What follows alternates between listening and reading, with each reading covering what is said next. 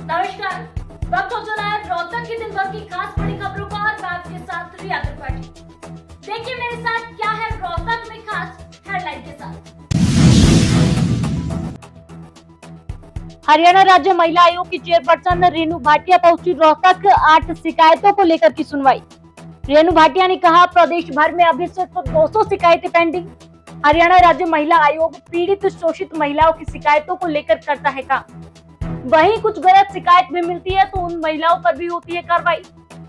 आज हरियाणा राज्य महिला आयोग की चेयरपर्सन रेणु भाटिया रोहतक पहुंची। इस दौरान उनके समक्ष कुल 8 मामले रखे गए, जिनमें से 4 शिकायतें महिला उत्पीड़न से संबंधित थे। वहीं 1 शिकायत यौन उत्पीड़न और 1 शिकायत दहेज के लिए उत्पीड़न और 2 शिकायत घरेलू हिंसा से संबंधित थी। इन शिकायतों की सुनवाई की गई और साथ साथ मौके पर समाधान करने का भी प्रयास किया गया।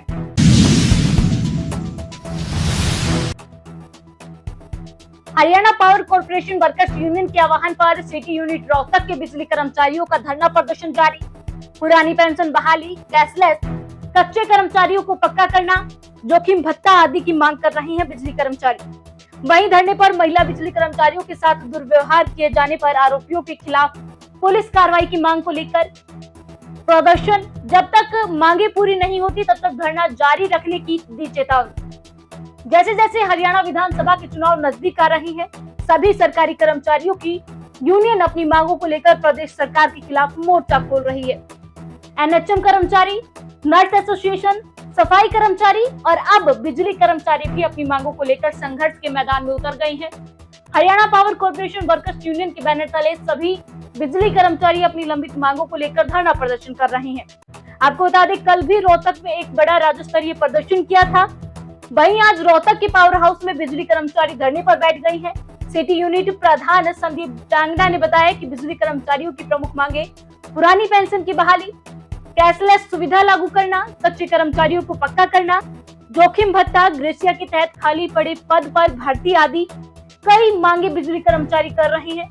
वहीं दूसरी यूनिट भिवानी के द्वारा धरने पर एक एलडीसी के पति ने हमारी एक महिला कर्मचारी और अन्य के साथ अभद्र व्यवहार किया, हम उसकी निंदा करते हैं और साथ ही इस मामले में पुलिस कार्रवाई की मांग करते हैं। 12 अगस्त से लिपिकों की अनिश्चितकालीन हड़ताल, सरकार की अनदेखी से लिपिक वर्ग में भारी नाराजगी। हरियाणा मुख्यमंत्री का पुतला फूंककर जताया विरोध, बोले जब तक 35,400 की मांग पूरी नहीं होती हड़ताल रहेगी जारी। Clerical association welfare society Haryana के आह्वान पर 6 अगस्त को सभी लिपिक वर्ग के कर्मचारियों ने मिलकर मुख्यमंत्री नायब सैनी का पुतला फूंककर विरोध जताया व जिला उपायुक्त को मुख्यमंत्री हरियाणा के नाम ज्ञापन सौंपा। जिला प्रधान संदीप डांगी ने बताया कि पिछले साल भी 5 जुलाई से 15 अगस्त तक लगातार 42 दिनों का पूर्ण हड़ताल की गई थी, जिसके बाद सरकार ने एक कमेटी गठित करके हमारी हड़तालों को स्थगित कराया था, जिसमें मुख्यमंत्री द्वारा वादा किया गया था कि हड़ताल के दौरान 35 दिन का आपका ड्यूटी पीरियड माना जाएगा एवं 7 दिन का आकस्मिक अवकाश काटा जाएगा। लेकिन सरकार ने लिपिक वर्ग के साथ वादा खिलाफी करते हुए 42 दिन का अर्जित अवकाश काट लिया। लिपिक वर्ग की मांग 19,900 वेतनमान से बढ़ाकर 35,400 कराने की थी, जबकि सरकार ने एक भद्दा मजाक करते हुए बिना कमेटी की रिपोर्ट को सार्वजनिक करते हुए तानाशाही रवैये से 21,700 वेतनमान की नोटिफिकेशन जारी कर दी। 28 जुलाई को लिपिक वर्ग भारी संख्या में पंचकुला कूच कर सीएम आवास घेराव करने वाला था। इस दौरान सरकार ने 27 जुलाई को ही मीटिंग बुलाकर बातचीत की। बातचीत में सरकार की तरफ से मुख्य प्रधान सचिव राजेश खुलर मौजूद थे। उन्होंने कहा कि 5 अगस्त तक अपनी मांगों का समाधान कर दिया जाएगा। साथ ही 2 लिपिकों को सचिवालय में अटैच कर दिया गया था, परंतु इस दौरान इन 2 सदस्यों से कोई भी बातचीत नहीं की गई। इससे लिपिक वर्ग में भारी रोष है। वहीं उन्होंने कहा कि राज्य team clerical association welfare society Haryana द्वारा 3 अगस्त को रोहतक में जिला प्रधानों की बैठक बुलाई गई थी, जिसमें यह निर्णय लिया गया था कि 5 अगस्त को सरकार लिपिक वर्ग की मांगों को नजरअंदाज करती है, तो 6 अगस्त को क्लरिकल एसोसिएशन सोसाइटी हरियाणा के सभी जिला प्रधानों द्वारा जिला स्तर पर रोष प्रदर्शन करते हुए उपायुक्त महोदय को ज्ञापन सौंपेंगे। साथ ही आगामी रणनीति के बारे में बताते हुए उन्होंने कहा कि अगर सरकार हमारी मांगे नहीं मानती है तो 12 तारीख से अनिश्चितकालीन हड़ताल होगी और आमजन को जो परेशानी होगी उसकी जिम्मेवार सरकार होगी। उन्होंने कहा कि इसके अलावा जन जागरण अभियान चलाया जाएगा, जिसमें वोट फॉर 35,400 की मुहिम लागू की जाएगी। लोगों को सरकार की नीति और वादा खिलाफी के बारे में अवगत कराएंगे। उन्होंने कहा कि जो हमारी मांगों का समर्थन करेंगे, आगामी विधानसभा चुनाव में हम उनका समर्थन करेंगे। धरना स्थल पर ही एनएचएम कर्मचारी मनाएंगे हरियाली तीज का पर्व। एनएचएम कर्मचारियों का धरना प्रदर्शन लगातार जारी। रेगुलाइजेशन और जॉब सिक्योरिटी की है मुख्य मांग। अपनी मांगों को मेहंदी से हाथ पर लिखकर जताया विरोध। महिलाओं समेत पुरुषों ने भी एनएचएम कर्मचारियों को पक्का करो की मेहंदी अपने हाथों पर रचाई। कर्मचारियों को कहना, जब तक हमारी मांगे पूरी नहीं होती यह धरना इसी प्रकार जारी रहेगा।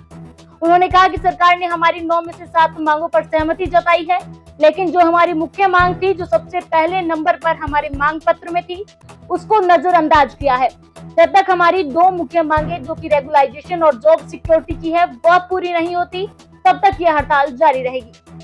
एनएचएम जिला प्रधान रेणु कंबोज ने कहा कि 7 अगस्त को हरियाली तीज के दिन हम धरना स्थल से उठकर लोगों के बीच में जाएंगे, शहर में प्रदर्शन करेंगे और लोगों को सरकार की नीतियों से अवगत कराएंगे और उनसे अपनी बात शेयर करेंगे कि हमारे साथ सरकार ने क्या किया है। उन्होंने कहा कि लोगों को जो समस्याएं हो रही हैं या स्वास्थ्य सेवाओं में जो बाधा आ रही है, उसकी जिम्मेदार सरकार है। रेजिडेंशियल वेलफेयर सोसाइटी निवासियों ने अपनी मांगों को लेकर शहर में किया प्रदर्शन। मांगों के समर्थन में तमाम रेजिडेंट वेलफेयर सोसाइटी के लोग जिला उपायुक्त कार्यालय पहुंचे और प्रदर्शन किया। इस दौरान रेजिडेंट वेलफेयर सोसाइटी के तमाम लोगों ने कुछ देर के लिए जिला उपायुक्त कार्यालय के समक्ष प्रदर्शन कर धरना दिया। इस दौरान सड़क पर लंबा जाम लग गया। तत्परता से पुलिस ने उन्हें धरने से उठने के लिए कहा। उन्होंने रेजिडेंट वेलफेयर सोसाइटी की मांगों का ज्ञापन जिला प्रशासन को सौंपा। उन्होंने कहा कि उनके क्षेत्र में ना तो पीने का सही पानी आता है, ना ही सीवर व्यवस्था ठीक है, साथ ही बिजली के भी लगातार कट लगने से काफी परेशानी हो रही है। समिति के लोगों ने कहा कि इन समस्याओं का जल्द प्रशासन ने हल नहीं किया तो आने वाले समय में तमाम रेजिडेंट्स वेलफेयर सोसाइटी के लोग एक्टिव होकर बड़ा आंदोलन करेंगे। आरडब्ल्यूए सोसाइटी के लोग सभी समस्याओं को लेकर जिला उपायुक्त कार्यालय पहुंचे थे और उपायुक्त के माध्यम से मुख्यमंत्री के नाम ज्ञापन सौंपा। Haryana state AIDS control welfare employees समिति के अनिश्चितकालीन धरने को आज 6ठा दिन अपनी मांगों के बारे में बताते हुए जिला पदाधिकारियों ने कहा कि हरियाणा राज्य एड्स नियंत्रण समिति के अंतर्गत आने वाले सभी कर्मचारियों को एनएचएम की तर्ज पर सर्विस बायलॉज मिले।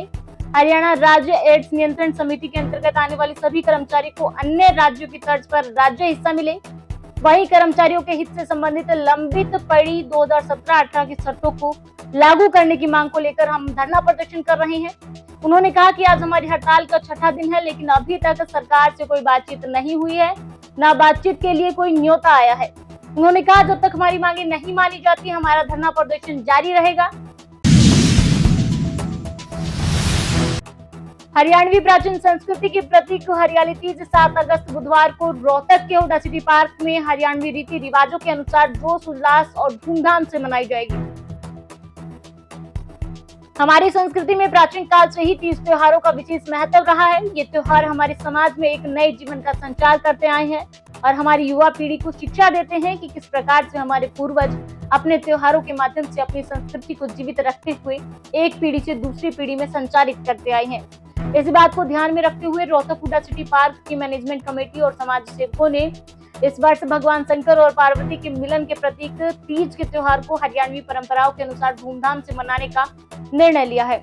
इस अवसर पर हरियाणा के पूर्व मुख्यमंत्री भूपेंद्र सिंह हुड्डा को मुख्य अतिथि के तौर पर बुलाने के लिए कमेटी के द्वारा आमंत्रण दिया गया है।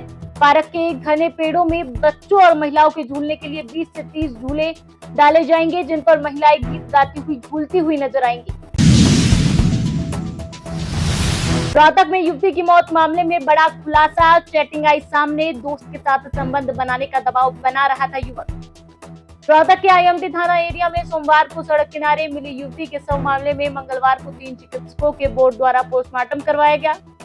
वहीं युवती की चैटिंग भी सामने आई है, जिसमें युवती पर आरोपी युवक द्वारा उसके दोस्त से संबंध बनाने के लिए दबाव बनाने का मामला सामने आया है। वहीं पुलिस द्वारा दोनों संदिग्धों को हिरासत में लेकर पूछताछ की जाएगी ताकि मामले की तह तक पहुंचा जा सके।